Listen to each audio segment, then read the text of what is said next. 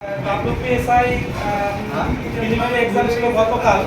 তুমি অ্যানালাইসিস করছে আর কি কাট অফ সমান, যে কাট অফটা বলবো সেটা সম্ভাব্য বিষয় আর কি।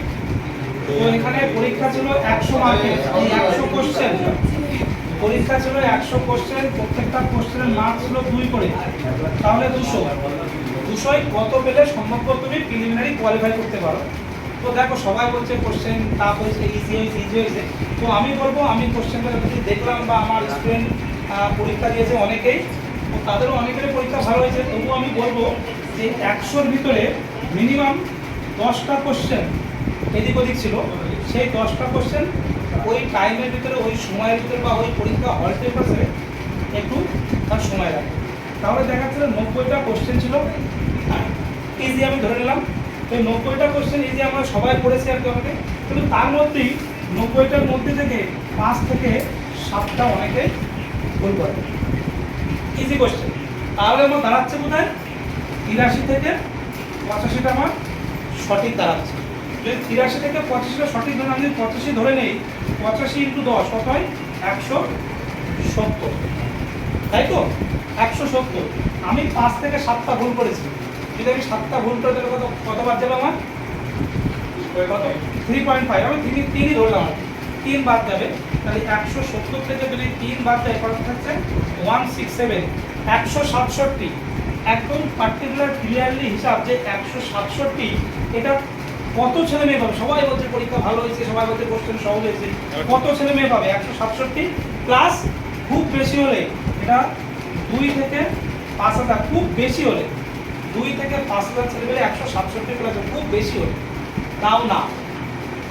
এটা আমি পজিটিভে বেশি রাখছি তাও না, কিন্তু হয়তো আমি কাটারটা অ্যানালাইসিস করছি, অনেকে নেগেটিভ মন্তব্য করতে পারে।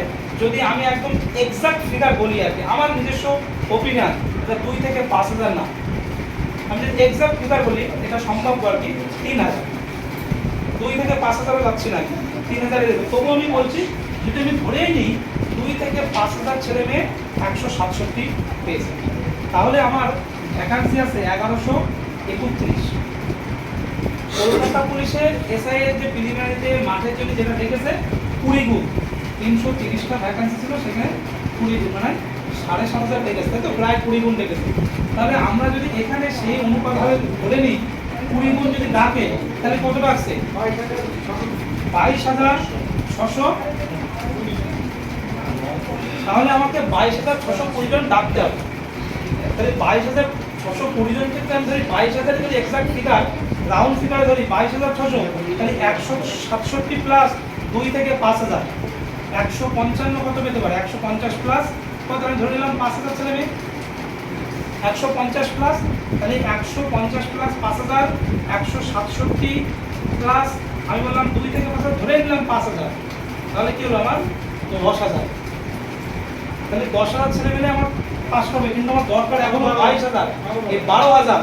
তাহলে 167তে নেমেছি কত আমি 50, 17। তাহলে এখানে যদি আমাকে আরো 10 থেকে 12,000 পাস করাতে হয়, যদি ওই কাট অফ আসে, যদি ওইভাবে পাস করাতে হয়, তাহলে 120 প্লাস, অবশ্যই 120 প্লাস 130 যাবে না, 120-র আশেপাশেই ডাক হবে, এত ক্যান্ডিডেট।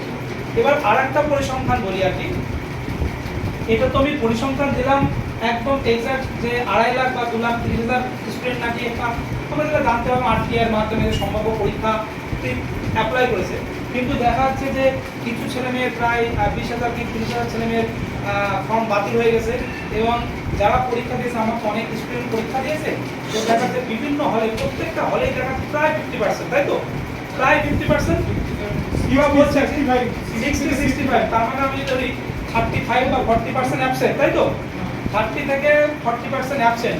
তো আমি ধরেই নিলাম যদি 30 বা 40% যদি অ্যাবসেন্ট হয়, তাহলে এই 2 লাখের 40% অ্যাবসেন্ট মানে 80,000 অ্যাবসেন্ট, তাহলে 1,20,000 পরীক্ষা দিয়েছে, তাই তো যদি 1,20,000 ছেলে মেয়ে যদি পরীক্ষা দিয়ে থাকে, বা 1.5 লাখ ছেলে মেয়ে যদি কালকে এসআই পরীক্ষা দিয়ে থাকে, তো 120 প্লাস তার উঠতে যাবেই না, টাকা বরঞ্চ আরও নিচে নামতে পারে।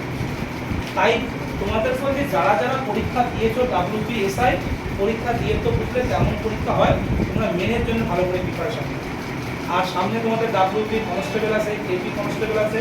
তোমরা এই পরীক্ষাটাতে তোমাদের কনফিডেন্সটা নিশ্চয়ই বেড়েছে কেমন ধরনের পরীক্ষার কোশ্চেন হতে পারে। আরেকটু যদি বলি, তুমি এটা ছিল ডাব্লিউপিএসআই প্রিলিমিনারি এক্সাম।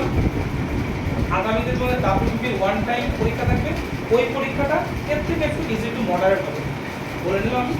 কিন্তু তোমরা বাড়িতে যার যার প্রিপারেশন চাই এখন থেকে আরও ভালো করে প্রিপারেশন নাও, দেখবে তোমাদের আরও বেশি ভালো ডেভেলপমেন্ট হবে। ঠিক আছে, তো দেখো কাটা এই থাকবে, যদি পরে দেখে মিলিয়ে নিও আর কি।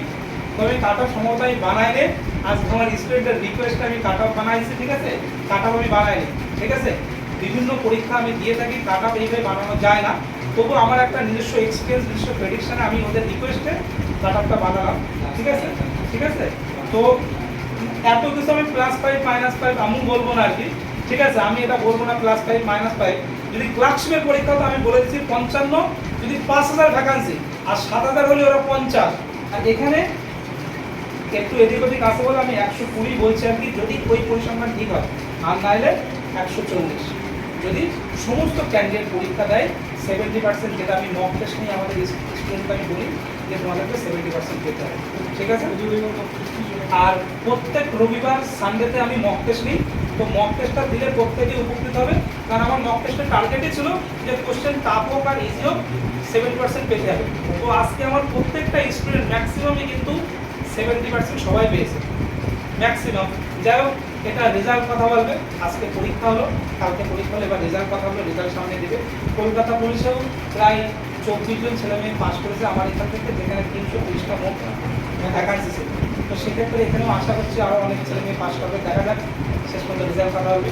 তবে তোমাদেরকে একটা কথা বলো, পড়াশোনা করে লেগে থাকো, চাকরি পাওয়াটা খুব বেশি টাফ, ইজি ব্যাপার।